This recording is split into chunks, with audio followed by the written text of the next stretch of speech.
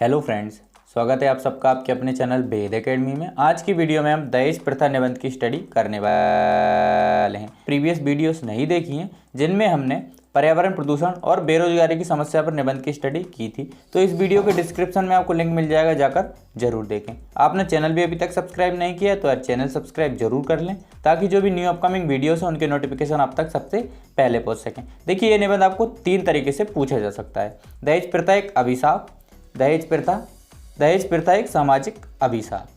तो आपको याद रखना है, तीनों में से किसी भी तरीके से आपको बोर्ड एग्जाम में ये पूछा जा सकता है। देखिए, हम कुछ दूसरे लोगों से अलग रहने की कोशिश करेंगे। हम कुछ नारे ऐड करेंगे, कुछ कोट ऐड करेंगे, जिनसे आपका जो निबंध है दूसरे लोगों से अट्रैक्टिव दिखे और आप ज़्यादा से ज़्यादा मार्क्स गेन कर पाएँ। देखिए, निबंध सब लोग लिखते हैं, लेकिन अगर आप कुछ अलग लिखोगे तब आपको दूसरे लोगों से अच्छे मार्क्स मिल पाएंगे। तो हम एक कोट ऐड कर देते हैं, पाप से करो परहेज, मत मांगो शादी में दहेज। देखिए, इस टाइप की जो लाइंस हैं ये जल्दी आपको याद हो जाएंगी, तो याद करने में भी आपको प्रॉब्लम नहीं होगी। पाप से करो परहेज, मत मांगो शादी में दहेज। देखिए, आपको मान लीजिए क्वेश्चन नंबर 10 आया है, तो आप क्वेश्चन नंबर 10 डाल देंगे। आंसर डालने के बाद आप ये एक कोड डाल देंगे, पाप से करो परहेज, मत मांगो शादी में दहेज। उसके बाद हम रूपरेखा लिख देंगे। देख, रूपरेखा लिखने से पहले आपको एक बात याद रखनी है, अगर आप रूपरेखा में 5 पॉइंट लिख रहे हैं तो 5 पॉइंट की अंदर डिटेलिंग करें। अगर 6 पॉइंट लिख रहे हैं तो 6 पॉइंट के अंदर डिटेलिंग करें, ये आपको याद रखना है। तो रूपरेखा में पहला पॉइंट हमेशा की तरह प्रस्तावना होता है। दूसरा, दहेज का आशय, दहेज प्रथा समाज के लिए अभिशाप। देखिए, इसके सब पॉइंट्स हैं, परिवार पर वित्तीय बोझ, जीवन स्तर को कम करना, भ्रष्टाचार को सहारा देना, बेटियों की आसपास में तुलना करना, शारीरिक शोषण, कन्या भ्रूण हत्या। उसके बाद निराकरण के उपाय, दहेज प्रथा के निराकरण के उपाय, और लास्ट में उपसंहार। देखिए, प्रस्तावना और उपसंहार सब में लिखना होता है, और बाकी ये पॉइंट्स हमने लिखे हैं। उसके बाद हम फिर एक कोड डाल देते हैं, दहेज हटाओ बहू नहीं बेटियां लाओ। दहेज हटाओ बहू नहीं बेटियां लाओ। देखिए, ये याद करने में भी आपको ज़्यादा प्रॉब्लमेटिक नहीं है, ईजिली आपको याद हो जाएंगे। उसके बाद प्रस्तावना है हमारी, तो हमारा देश एक धर्म प्रधान देश है, यहाँ की सभ्यता एवं संस्कृति आदर्श है। विदेशी हमारी सभ्यता एवं संस्कृति के प्रति सदैव से ही आकर्षित होते रहे हैं। हमारा इतिहास गौरवशाली रहा है, पर हमारे गौरवशाली इतिहास पर दहेज एक काला धब्बा है।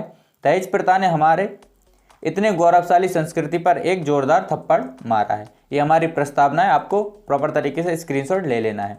हमारा देश एक धर्म प्रधान देश है, यहाँ की सभ्यता एवं संस्कृति आदर्श है। विदेशी हमारी सभ्यता एवं संस्कृति के प्रति सदैव से ही आकर्षित होते रहे हैं। हमारा इतिहास गौरवशाली रहा है, पर हमारे गौरवशाली इतिहास पर दहेज एक काला धब्बा है। दहेज प्रथा ने हमारे इतने गौरवशाली संस्कृति पर एक जोरदार थप्पड़ मारा है। उसके बाद दहेज का आशय, तो दहेज का अर्थ उस संपत्ति से है जो एक पुत्री का पिता उसकी शादी में वर पक्ष को देता है। प्राचीन काल में दहेज स्वेच्छा से दिया जाता था, परंतु आज वर पक्ष दहेज की मांग करता है। आज दहेज रूपी दानव के कारण कितनी कन्याओं की मांग सूनी हो चुकी है तथा हंसती खिलखिलाती जिंदगी नरक समान हो गई है।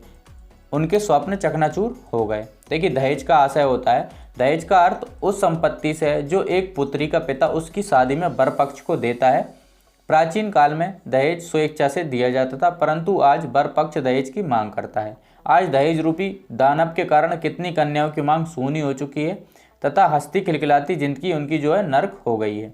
उनके स्वप्न चकनाचूर हो गए। ये दहेज का आशय होता है, आपको स्क्रीनशॉट ले लेना है प्रॉपर तरीके से।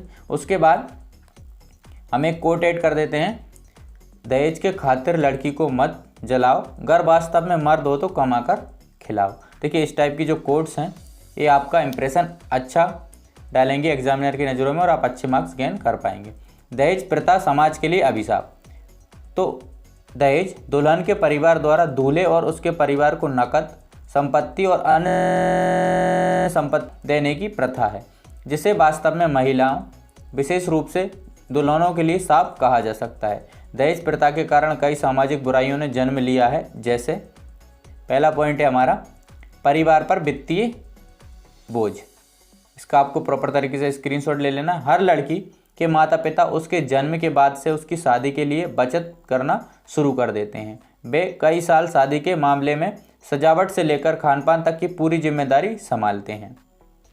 इसके अलावा उन्हें दूल्हे उसके परिवार और उसके रिश्तेदारों को भारी मात्रा में उपहार देने की आवश्यकता होती है। कुछ लोग अपने रिश्तेदारों और मित्रों से पैसे उधार लेते हैं, जबकि कुछ लोग बैंक से लोन लेकर दहेज देते हैं। इससे परिवार पर कर्ज का खतरा मंडराता रहता है। देखिए, वित्तीय संकट आ जाता है, आप कर्ज लेंगे तो आपको वो चुकाना पड़ेगा। इससे आपका जो घर की अर्थव्यवस्था है वह डगमगा जाती है। उसके बाद सेकंड पॉइंट है जीवन स्तर को कम करना।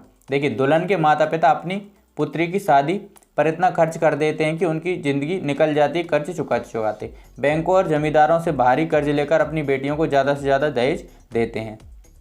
इससे जीवन स्तर उनका कम हो जाता है। दहेज होगा तो दहेज पटाने में उनकी सारी संपत्ति चली जाएगी। उसके बाद हमारा नेक्स्ट पॉइंट है भ्रष्टाचार को सहारा देना।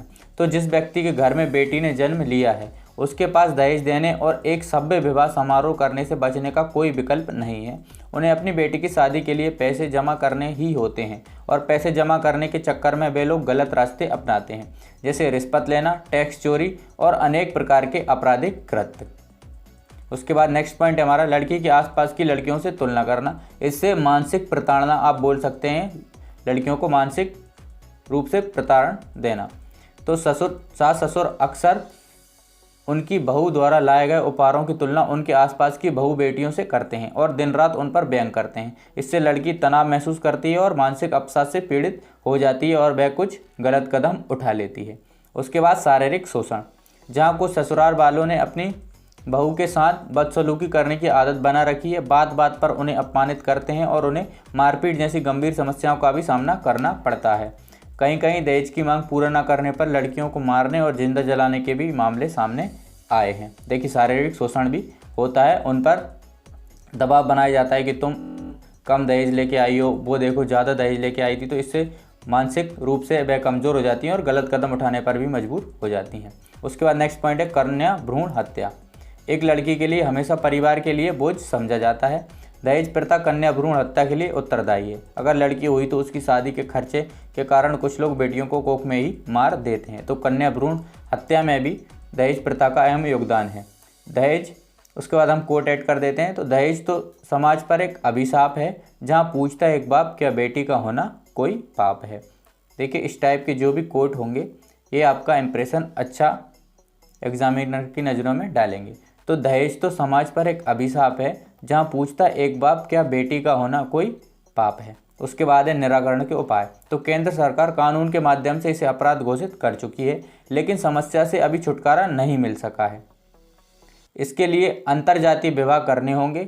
दहेज के लोभी लोगों का बहिष्कार करना होगा। जो लोग दहेज के लोभी हैं उनका बहिष्कार करना होगा पूरी तरीके से। सामूहिक विवाह करने होंगे। समाज के लोगों को जागरूक करना होगा। ये निराकरण के उपाय हैं। उसके बाद उपसंहार। तो दहेज प्रथा हमारे देश के माथे पर एक कलंक है। यह असाध्य बीमारी है, इससे मुक्ति पाना अत्यंत जरूरी है। आज आवश्यकता है कि नवयुवक इस समस्या का विरोध करें। सरकार को भी कुछ कठोर कदम उठाने की ज़रूरत है।